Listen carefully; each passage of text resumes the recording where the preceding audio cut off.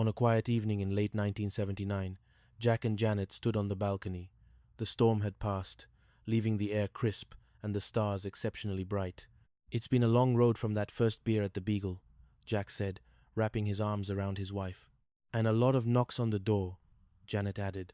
They looked inside at the warm glow of the candles. The apartment was different now, quieter, yet fuller. The Three's Company sign had been restored to a place of honor on the wall, replaced by a new sense of permanence. Chapter 41. The Arrival of Ruby. The dawn of the 1980s arrived with the sound of a new cry echoing through the hallways of apartment 201. On a humid night in June, Ruby Woodtripper made her grand entrance.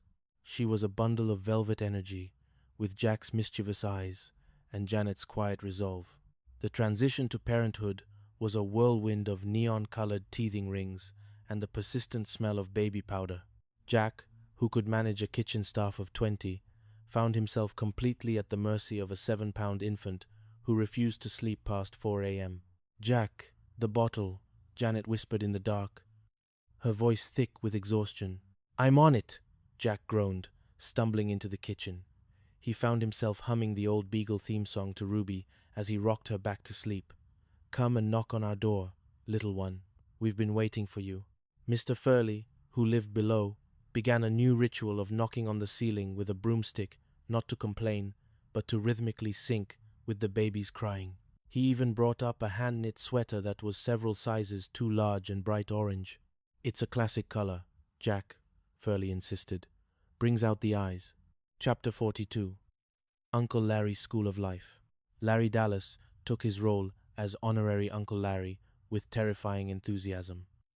He brought Ruby her first leather jacket before she could even crawl, and insisted on showing her how to work the room from her high chair. "Look at her, Jack. She's got the charisma. She's going to own this pier by the time she's 10. Larry had also moved on to a new venture, selling high-end disco fitness equipment.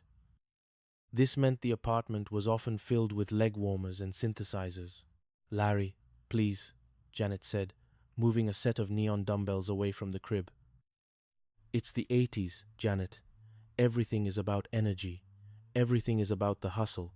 But beneath the hustle, Larry was the one who sat with Ruby when Jack had late shifts at the restaurant, telling her tall tales of the Beagle and the legendary Shady Hill Sneeze while he fed her mashed peas. Chapter 43. The Venice Wedding.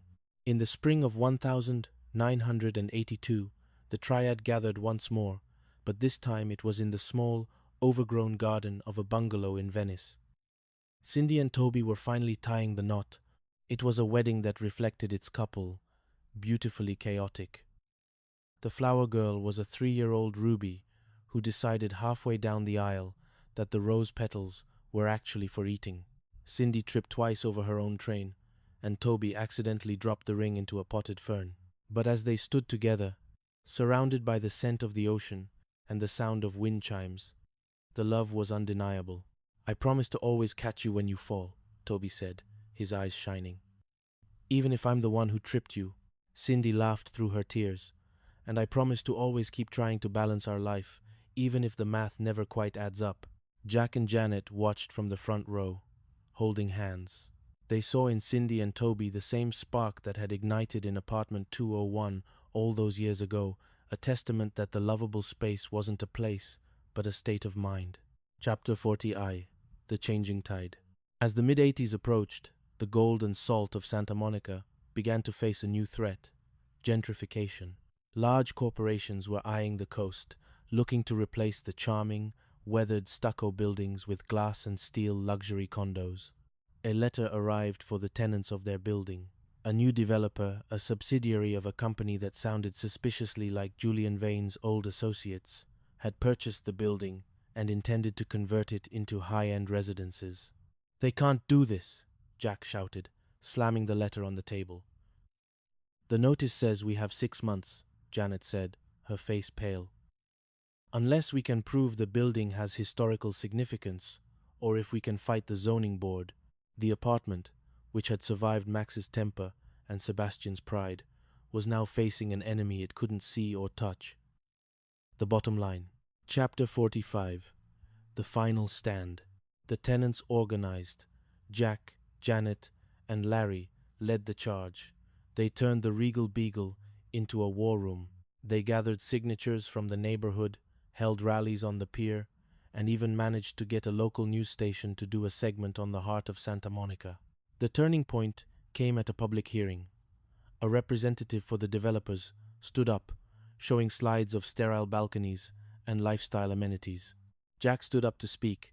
He didn't bring charts or financial data. He brought a photo of the building, not the one from the brochure, but a candid shot of the door of apartment 201 with the faded Threes Company sign still visible. "This isn't just a stucco box," Jack said, his voice echoing in the hall. "It's a place where people found their family when they didn't have one. It's where a chef learned to be a husband and a florist learned to be a mother. If you tear it down for a lifestyle, you're tearing out the soul of this coast." To everyone's surprise, Mr. Furley took the stand next. He talked about the generations of kids he had seen pass through those doors and how he had watched the neon of the pier change colors 1,000 times. The zoning board, moved by the community's passion, denied the conversion permit. The building was saved. Chapter 46. The Neon 90s and Ruby's Rebellion. The 90s brought a different flavor to Santa Monica. The neon grew brighter, the music grew louder, and Ruby Tripper grew more defiant. At 16, she was a whirlwind of flannel shirts and Doc Martens, her hair dyed a rebellious shade of midnight blue. "I'm not going to culinary school, Dad," Ruby shouted one evening, the sound echoing through the familiar walls of 201. "I want to be a journalist. I want to tell the stories of the people Julian Vane tries to crush."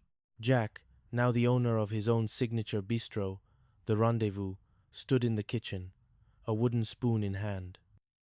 He looked at Janet, who was calmly arranging a bouquet of sunflowers. "She's got your temper, Jack," Janet said, with a knowing smile. "And your stubbornness," Jack sighed. He walked over to Ruby and placed a hand on her shoulder. "If you want to be a journalist, be the best one Santa Monica has ever seen. Just promise me you'll always come home for Sunday dinner." Ruby's tough exterior melted. She hugged him, the scent of flour and expensive olive oil, his signature scent comforting her, just as it always had. Chapter 45. The Chef's Signature. The mid-90s were the golden era for The Rendezvous. It wasn't just a restaurant. It was an institution. Jack had created a menu that was a love letter to his life dishes, named The Florist's Bloom, the Secretarial Special, and of course, the Regal Beagle Burger, reimagined with Wagyu beef and truffle aioli. One night, a familiar face walked into the restaurant. It was Larry Dallas, looking older but still wearing a silk shirt that was unbuttoned one notch too many. He was accompanied by a woman who looked suspiciously like the April from decades ago.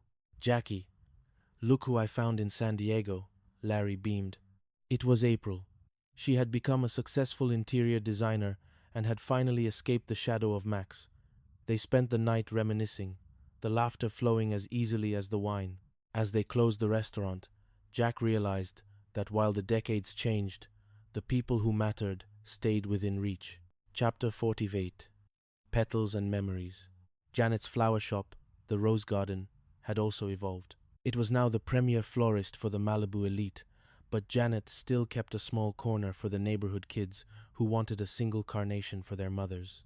In 1998, a tragedy struck.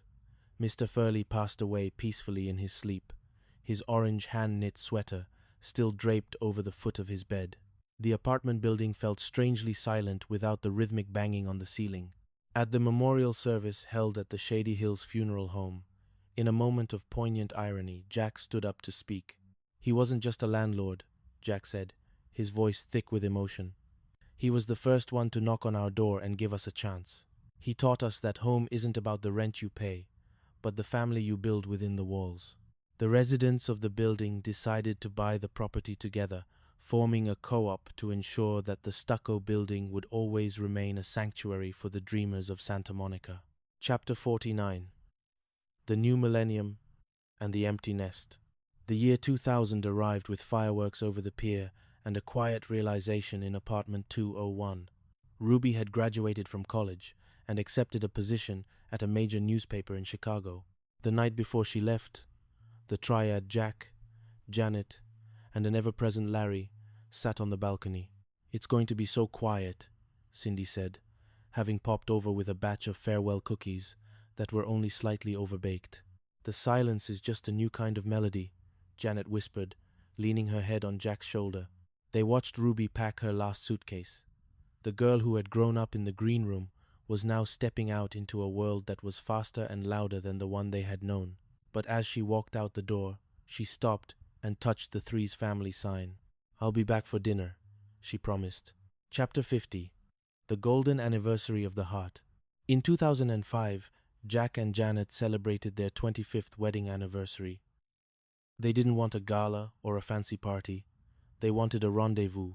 They spent the day walking along the beach, the salt air and the gold sun still as enchanting as they were in 1975. They ended the night at the Regal Beagle, which had been preserved as a historical landmark. Larry, now a silver-haired legend of the pier, raised a glass to the man who lived in a box, the woman who grew the garden, and the family that never stopped knocking. As the sun set, Jack and Janet returned to 201. "Would you do it all again, Jack?" Janet asked. "The psycho boyfriend, the fake funeral, the cold swim at the pier?" Jack laughed, pulling her close. "I'd do it 1,000 times over, as long as the door leads to you."